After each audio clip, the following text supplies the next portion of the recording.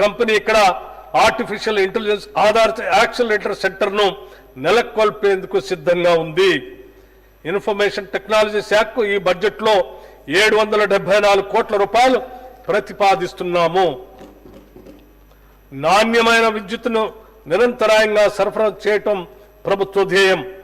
సాంప్రదాయ ఇంధన వనరులను ఒక పక్క వినియోగించుకుంటేనే సాంప్రదాయేతర ఇంధన వనరుల వినియోగంపై దృష్టి సారించడం ద్వారా విద్యుత్ ఉత్పత్తి సామర్థ్యాన్ని పెంచాలన్నది మా ప్రభుత్వ లక్ష్యం. తెలంగాణ విద్యుత్ వినియోగంలో విశేషమైన వృద్ధిని సాధించింది. అంతేకాకుండా మన ట్రాన్స్కో తక్కువ సరఫరా నష్టాలతో దేశంలోని అగ్రగామి విద్యుత్ సంస్థల్లో ఒకటిగా నిలిచింది. ఈ సంవత్సరం తెలంగాణ గరిష్ట విద్యుత్ డిమాండ్ 16,918 మెగావాట్లకు చేరుకున్నా మనం ప్రజలకు నిరంతర విద్యుత్ సరఫరా అందించగలిగాము. పునరుత్పాదక విద్యుత్ ఆవశ్యకతను గుర్తించి తెలంగాణ ప్రభుత్వం clean and green energy policy 2025ని ప్రకటించింది. ఈ విధానం ప్రకారం 2030 నాటికి 20,000 మెగావాట్లు మరియు 2035 నాటికి 40,000 మెగావాట్ల పునరుత్పాదక విద్యుత్ని అదనంగా ఉత్పత్తి చేయాలని లక్ష్యంగా పెట్టుకుంది. గ్రిడ్ స్థిరత్వాన్ని మెరుగుపరిచేందుకు శంకర్పల్లి వద్ద 250 మెగావాట్లు /500 మెగాహెర్ట్జ్ బ్యాటరీ ఎనర్జీ స్టోరేజ్ సిస్టమ్ను ఏర్పాటుకు నిర్ణయం తీసుకున్నాం. సింగరేణి సంస్థ, Telangana renewable energy development corporation సంయుక్తంగా జియోథర్మల్ విద్యుత్ ఉత్పత్తిని సాధించడానికి ప్రయత్నాలు చేస్తున్నాం. రైతులకు అందించే ఉచిత విద్యుత్ కోసం రాష్ట్ర ప్రభుత్వం 11,500 కోట్ల రూపాయల సబ్సిడీ రూపంలో విద్యుత్ ఉత్పత్తి సంస్థలకి కేటాయిస్తుంది.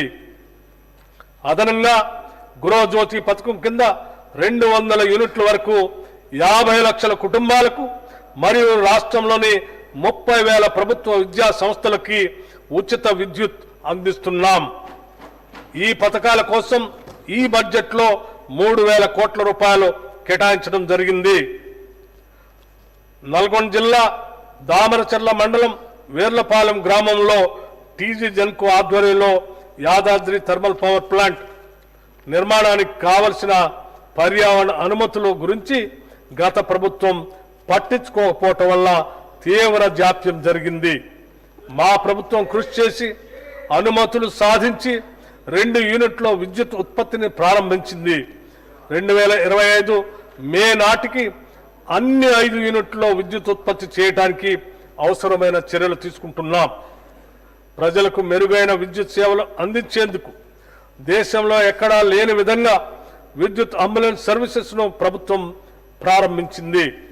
ఎక్కడైనా ఏదైనా కారణంతో విద్యుత్ సమస్య ఉత్పన్నమైతే ఫిర్యాదు చేయడానికి 1912 టోల్ ఫ్రీ నెంబర్ను ఏర్పాటు చేశాం.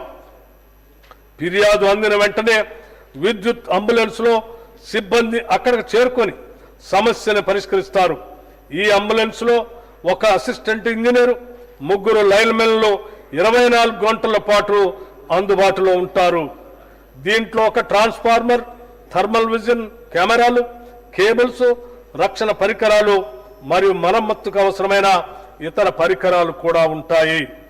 హైదరాబాద్లో 57 సబ్ డివిజన్లకు ఒక్కో వాహనం కేటాయించాం.